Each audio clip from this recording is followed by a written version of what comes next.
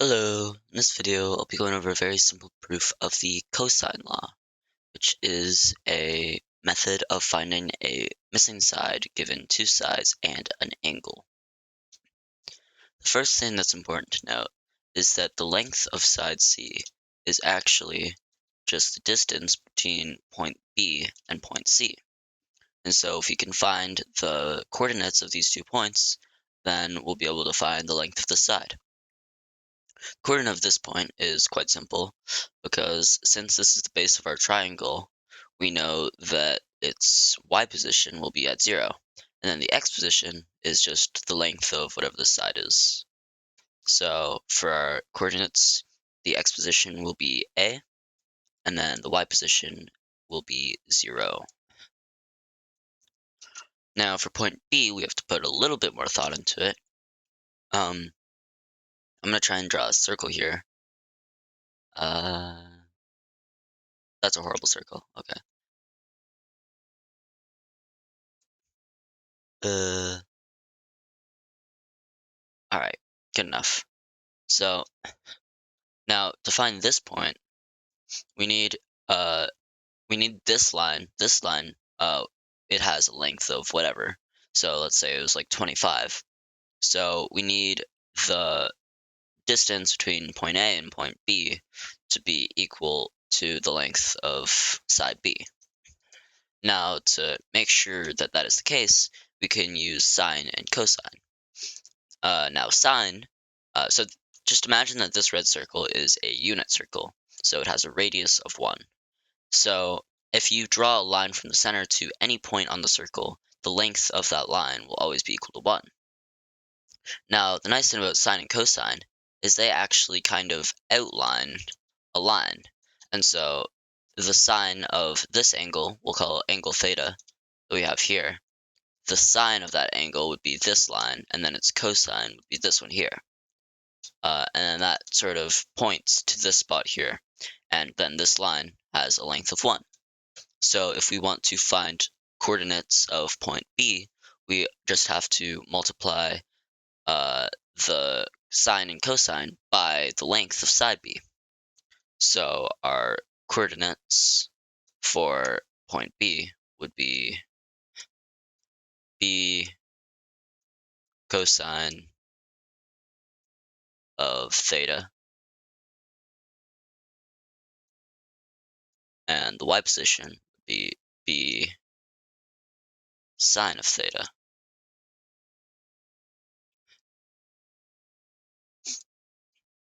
All right, now we have the coordinates of our 2 points, and so we just need to get the distance between them. Now, getting the distance is quite easy because we can actually just use the Pythagorean theorem.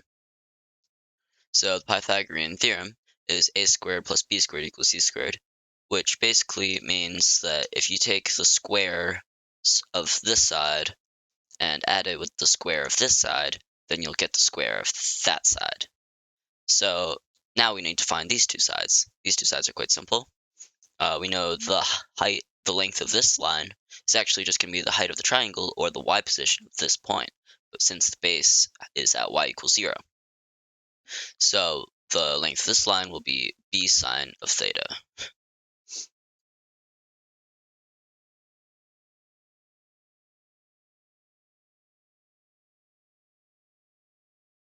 Yeah, and then the length of this line is going to be actually the difference between the x positions of point C and point B. So now we can start actually writing it out. So the length of c squared, the length of c squared is going to be equal to our b sine of theta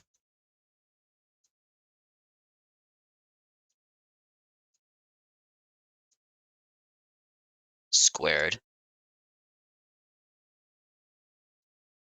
b sine of theta squared, plus, okay, well, the x position of this one is a, and the x position over here is b cosine of theta. So plus a minus b cosine theta squared. All right, now we've got our main equation, and we just need to expand and then simplify. So to expand it out, for this part, to expand, we'll first break apart the squares. So for this parentheses that's being squared is quite simple because b times sine of theta is a multiplication. So we can just apply the exponent to both of them. So b squared times the sine of theta squared.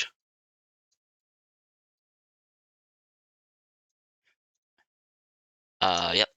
And then for this one, this is a subtraction. So we're going to have to do the distributive property because it's going to be a minus b cosine of theta times a minus b cosine of theta. So to do that, all that, uh, we get a squared, positive a squared, and then minus 2ab cosine of theta.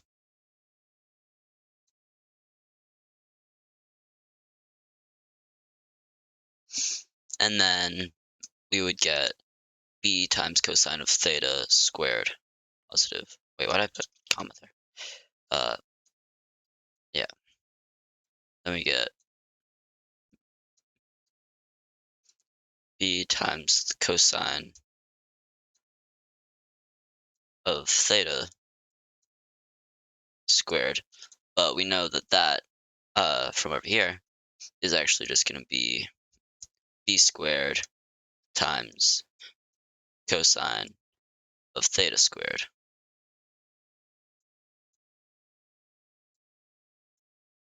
All right.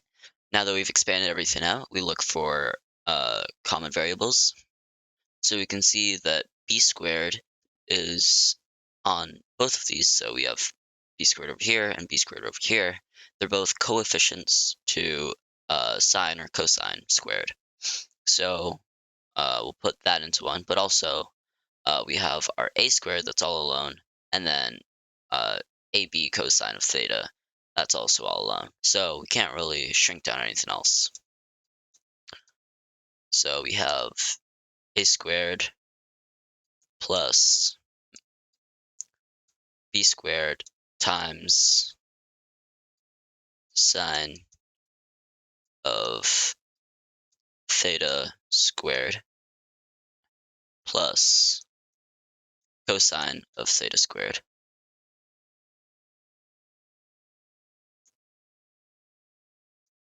Uh,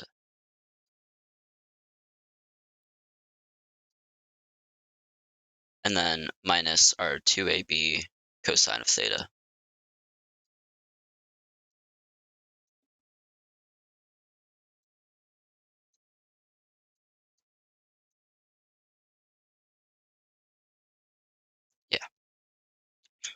Yeah. Now we're almost done.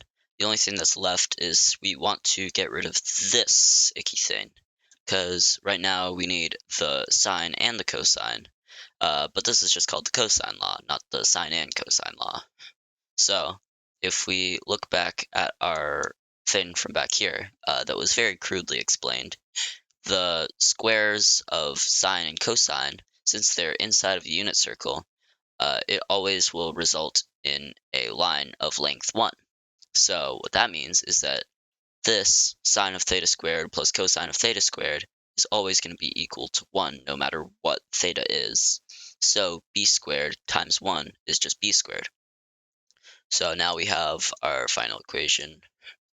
C squared equals a squared plus b squared minus our 2ab cosine of theta. And yeah, that is the cosine law. Thanks for watching.